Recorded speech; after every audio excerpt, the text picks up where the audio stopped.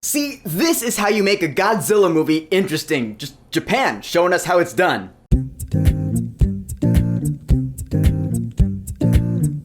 Godzilla -1. Couldn't have said that any better myself. So Godzilla -1 is a new Japanese Godzilla movie from Toho Studios, the original studio behind Godzilla. And yeah, you heard that right. The movie is in Japanese. Everyone's speaking Japanese. So my dad and I saw this movie with English subtitles. Yeah, in case you didn't know, this is a thing with me. Every Godzilla or Godzilla-ish movie that comes out, I see with my dad because he's a lifelong Godzilla fan. So he reached out to me. He's like, dude, are you gonna go see that Godzilla -1? Because that Godzilla looks super pissed. We gotta go see that in IMAX. And so we did. And this Godzilla movie is also the one that commemorates his 70th anniversary, although technically that is next year, but congrats anyway. Alright, so Godzilla -1 takes place like back in the months following World War II in Japan, so yeah, following the huge Hiroshima bombing. We have an ex-Navy pilot named Koichi Shikishima. He had a run-in with Godzilla, so now he's got PTSD from that shit. In the wake of the Hiroshima bombing, this woman and child just stumble across him, and so the three of them kind of start this makeshift family together. But Godzilla is coming back and he is just rampaging Japan. And so now everyone's got to deal with that. And now we proceed with probably the best Godzilla movie I've ever seen.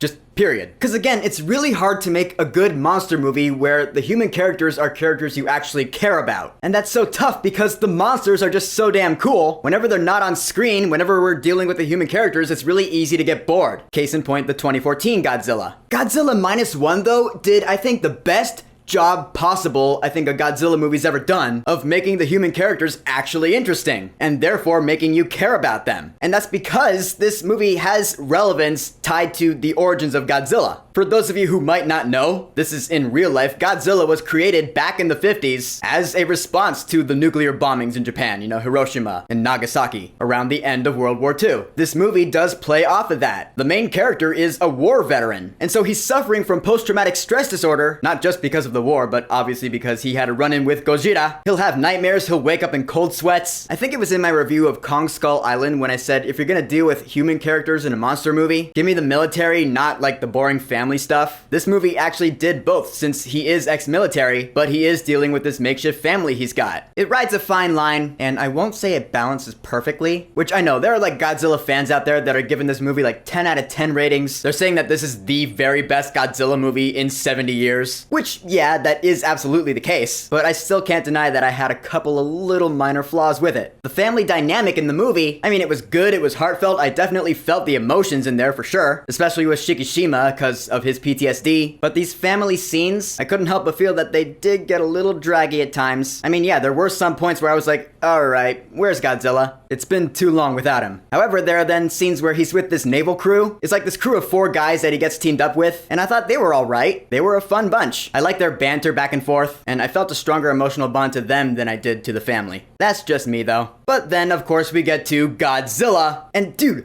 this Godzilla is pissed off. I've been so used to the Godzilla that fights for the humans in Legendary's Monsterverse. Sometimes it's nice to go back to the Godzilla that just wants to destroy everybody and everything. I love the mean expression on this Godzilla's face, and this Godzilla ain't messing around. We get quite a few scenes with him too. See, again, this is how you do, not even teasing, because this movie doesn't really tease. Nah, it gives us Godzilla right out the gate, and we got him for quite a few big awesome action scenes in this movie. And it's awesome! I mean, he's stomping throughout the city, he's throwing trains and boats everywhere, stepping on running crowds of people, flattening them like they're Bambi. That's what I'm talking about. This Godzilla has no regard for any human life whatsoever. It was pretty awesome to see, I'm not gonna lie. And don't even get me started on his atomic breath. Whoever made the call to have his spines pop out of his body when his breath is firing up deserves a huge raise. Because holy shit, that is gnarly looking. And man, when it comes out, he will arch back and then just let it loose with force. This is the most awesome atomic breath I've ever seen from Godzilla. You just feel the force of it. Nothing is held back in this movie. Everything feels super intense, at least when Godzilla's involved in the scene. And I do like the more subtle themes in this movie as well. I'm not gonna spoil what they are because this movie is worth seeing, so you can discover them for yourself, but they're in there. And I thought they were very well done. This movie, kinda like the 2014 Godzilla, does a really good job when it comes to atmosphere and tone. You do feel like humanity should just pack it in if we don't defeat this giant lizard monster thing. And you get the feeling that this giant lizard monster thing, there is no beating it. You can't beat it, it's just too strong. I love that shit. Except this time it's not fighting for us, it's trying to wipe us all out. How could we possibly beat something like that? That's good shit. And the music, how are we not gonna talk about the score in this movie? Because it does what any great Godzilla score should do, and that is bring back Akira Ikufube's original Godzilla main theme. Man, that was so fucking awesome to hear from loud IMAX theater speakers. That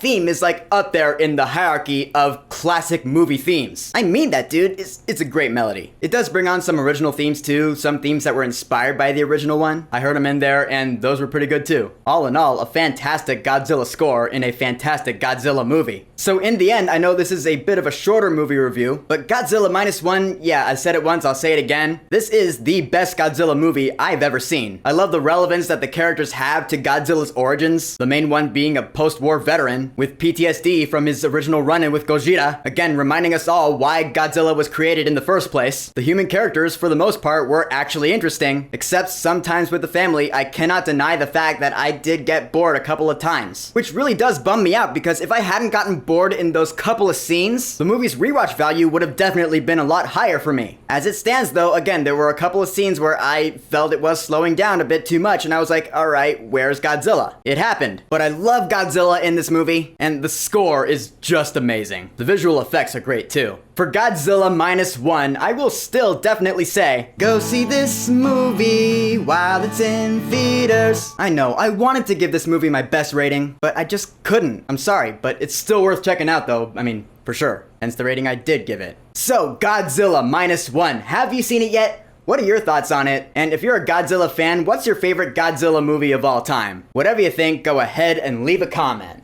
And of course, thank you for subscribing. Now, if you'll excuse me, I'm waiting for that Godzilla x Kong, the new Empire trailer, because that's dropping soon, right? We just got that first teaser poster. CCXP is going on right now. I'm expecting that first trailer soon, so get on it, Legendary. Peace!